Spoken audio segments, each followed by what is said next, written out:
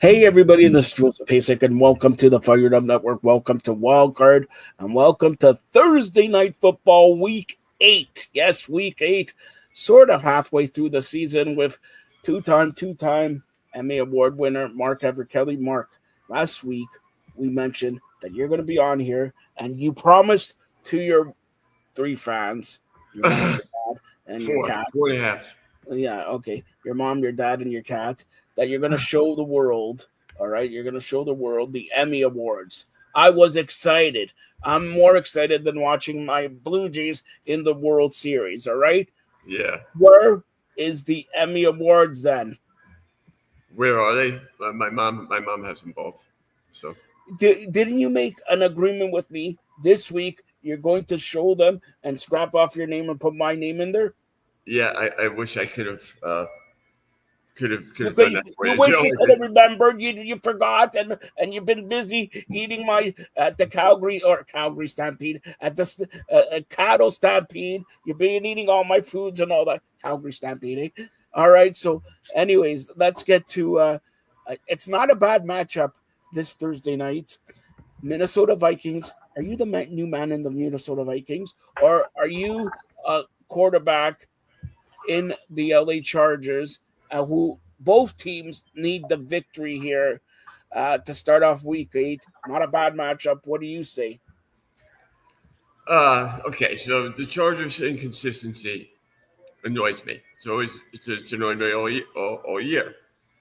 Started out the season great, and they barely beat a team like the Dolphins, and then they lose last week. Really, and they just could not stop the Colts from scoring.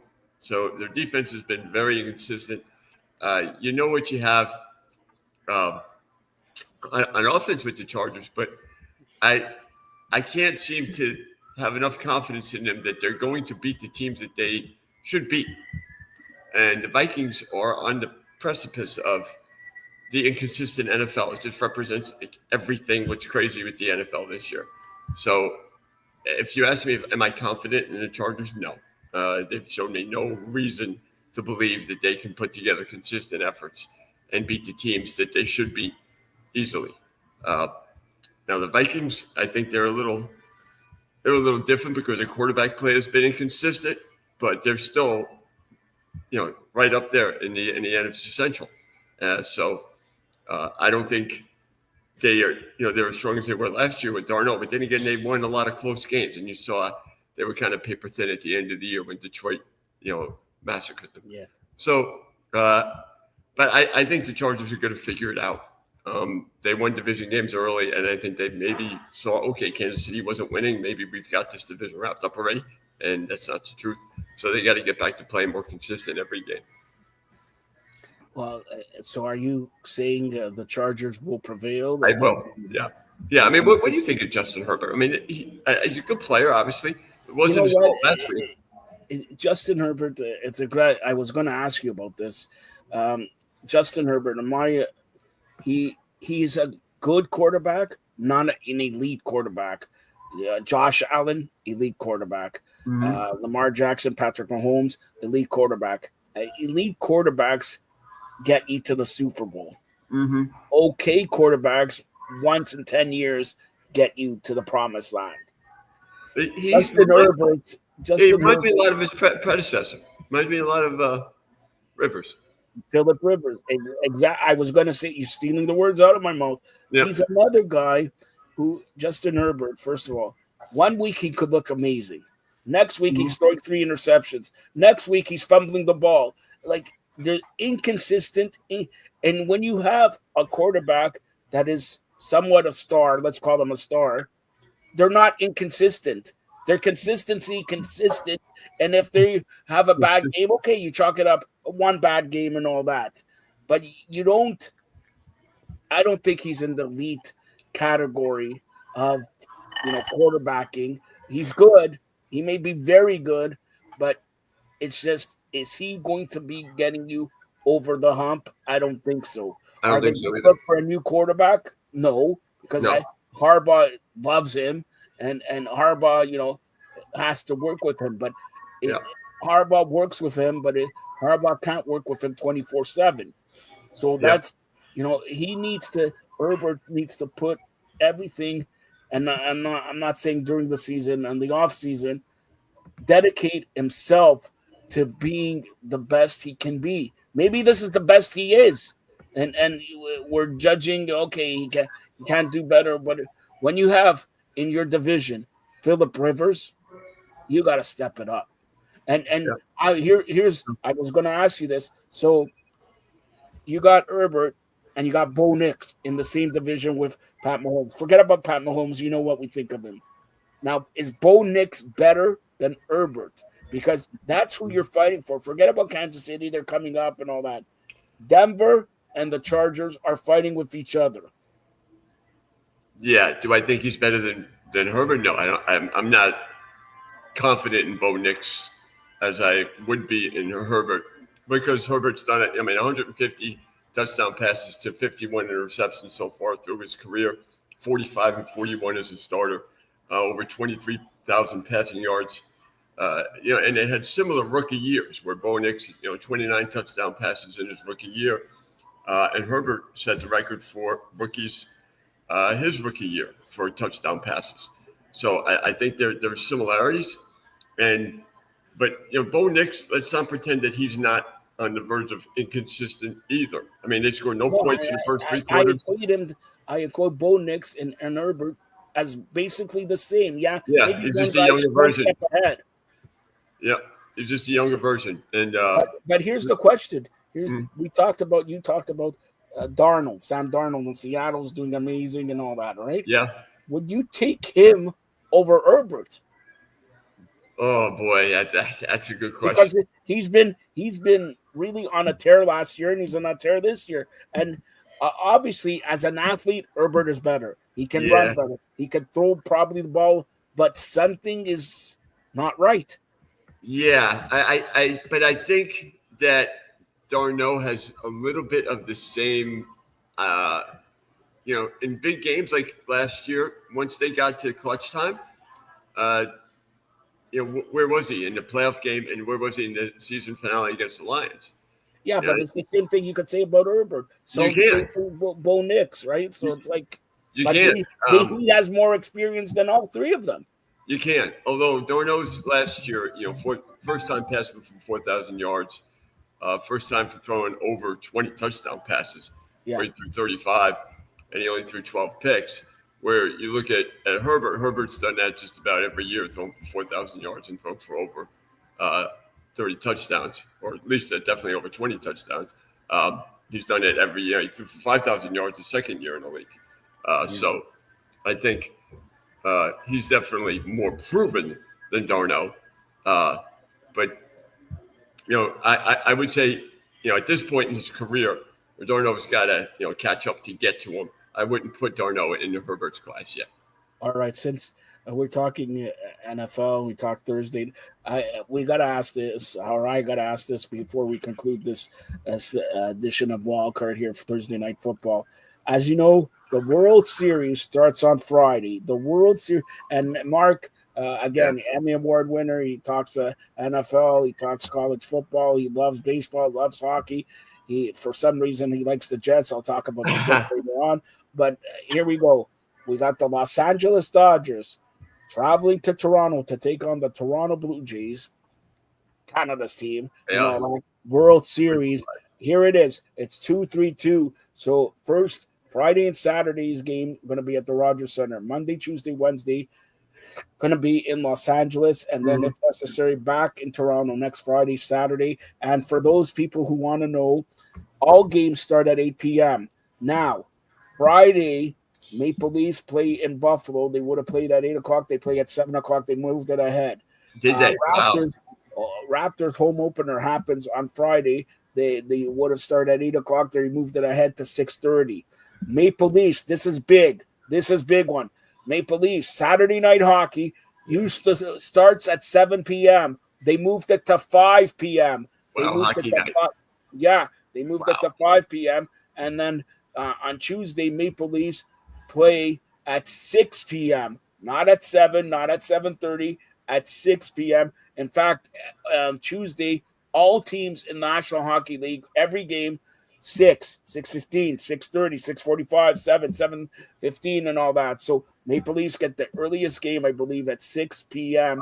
And then the Raptors next Wednesday starts, instead of starting 7:30, they start at 6:30. So the Raptors and the Maple Leafs have done their part in changing the schedule to accommodate Blue Jays and Blue Jay fans and all that. So that just goes to show you how crazy it is. I mean, if you're you know how important hockey is up there. You do. yeah. I mean, come on, that's incredible. Especially when you forget about hockey night in Canada at 5 o'clock. Yeah, right. A rematch of Leafs and Buffalo at 5. So I don't know what they're going to put at 7:30 there, because usually they start at 7. But who knows? Now I'm going to ask you your opinion. And I'm the president of the provinces of Canada, meaning I'm Canadian, eh? All right. Eh? So here we go. Blue Jays, Los Angeles Dodgers. Give me your pick. How many games? Who's the MVP? And all that. And if you don't pick the Blue Jays, it's okay. I'll deport you to Sri Lanka. Yeah. Okay. Well, that might be nice actually. I wouldn't mind Sri Lanka. Yeah. You'll be with Sri Lanka. Yeah. Learn as long as you can get me a hut on the beach and one of those. Not on a beach. You're probably going to be buried in the beach there. One of those send away wives. I think I would be okay. Okay. So the Dodgers remind me a lot of the late '90s Yankees right now, because they're very dominant in the postseason. And one thing that they've done consistently is win on the road in the postseason, which is really hard. They're undefeated this year in the postseason on the road. And, beating the Phillies and Milwaukee, let's not pretend that they're nobodies. I mean, the Phillies usually, they make the postseason. They got a good team. They, couldn't get past the Mets. Their problem is if they play the Braves, then they'll go usually to the World Series. But the Mets and the Dodgers, they just can't seem to beat in the postseason. So the Dodgers, to me, are at that elite level. Are the Blue Jays good enough to beat them? I mean, look, you got to give them credit. They came back from 2-0 against Seattle. Now, it used to be you lose the first 2 games at home in the best-of-7 series. The very first team to lose after winning the first 2 games were the Blue Jays in 1985 to the Royals after beating them. All right, so that was the first year that was a 7-game series. If it was a 5-game series, Blue Jays would go to the World Series. Mm-hmm. Yeah, exactly. Right. So it doesn't really happen much. And then it happened in the World Series, when the Cardinals beat the Royals first 2 games. And then it happened in the 86 World Series with the Mets, losing the first 2 games at home. So when you lose the first 2 games. Who was playing first base there? Was it you? Let the ball be. Never mind. Well, so when you lose the first 2 games at home, you usually don't come back and win the series. So you give the Blue Jays a lot of credit for doing that. And they beat a very good, I think, Mariners team. But the Dodgers are just at a different level. So I'd be surprised if the Dodgers didn't win this, like you said, in 5 games.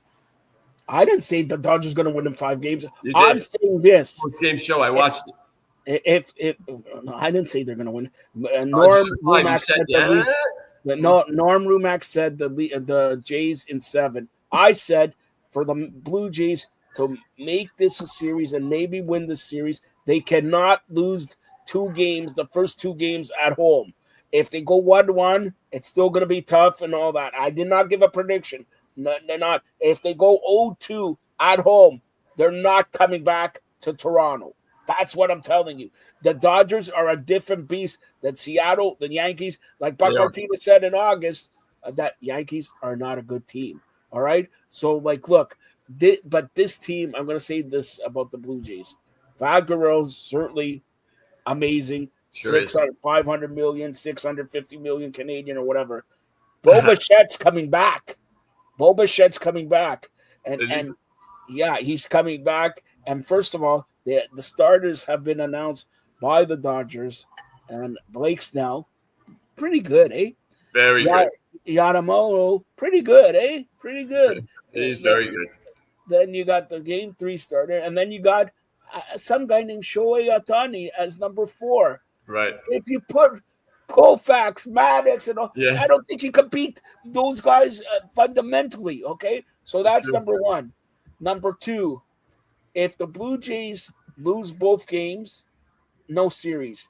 If they win both games, we got a series. And I agree with Norm. It's going to go 7 games. If they split, it depends, because I can't see the Blue Jays losing all 3 in LA. Okay, so if they split, we still have a series, and I don't know which way to go, but I have a feeling this year, and here you want a stat? I'll give you the stat of all stats. I'll give you the stat of all stats. 92, the Blue Jays won the World Series. 92, the Buffalo Bills went to the Super Bowl. Okay, yeah, that's really interesting. At 93, the Blue Jays won the World Series. The Buffalo Bills went to the Super Bowl. Now, I'm going to tell you this here's my prediction. 2025, the Blue Jays go to the World Series and lose. But the Buffalo Bills, February 8th, my birthday, Mark's going to give me some money, some cakes, everything like that. Buffalo Bills go to Levi Stadium and win the Super Bowl. Would I trade that in for the World Series? I seen a World Series. I seen 2 World Series. I have not seen a Super Bowl, and I have not seen a Stanley Cup. I've seen everything else for my teams. I would trade the Blue Jays losing a World Series, but the Buffalo Bills win the Super Bowl. That's my pick. Okay. That is my pick. Okay. All right. Now, Mark, I'm going to ask you this. You picked Dodgers in 5, but here it is. I'm going to ask you this. Let's talk about, because I'm getting hungry. I'm getting hungry here, okay? We got to talk about I want to get a pickup truck, and I want to get some food. So where to go? I'm going to come visit you and all that. When's your birthday? March 8th. March 8th, okay. Remember we talked about this for both, yeah. I'll come there March 8th, 2075, and and I'll be 101, okay? Why are you laughing? It's your birthday, March 8th, right? Yeah. So, by the way, great minds, February 8th, March 8th. Just saying. All right, just saying. I'm a little bit better, a little bit more. Look at my hair and everything. Anyway, tell everybody about your sponsors. Yeah, so first is the Cattle Stampede. Now, if you want, this is the mashed potatoes and gravy. You can probably see it here. It's really, really good. They got great food, middle class, geared toward middle class families. But I mean, anybody comes here and they eat like kings. Miles Smith is the owner. He really cares about the community, takes care of people. They're starting tomorrow night. They're going to be starting having live bands come here and having a little bit of the nightlife being affected because there's really not much to do. And if you can believe it, I know it's a shock, but if you can believe it, there's really not much to do in Fort Payne, at night during the week. Just saying. It's not like New York City, but or where you're from. Anyway, but Miles does a great job. This is a great place. Everybody that works here very friendly, very kind. Love being associated. So thankful that he sponsors me. He makes me be able to do what I do. Bobby Ledbetter with his Twin City Auto Sales. Like, again, car salesmen have a certain reputation.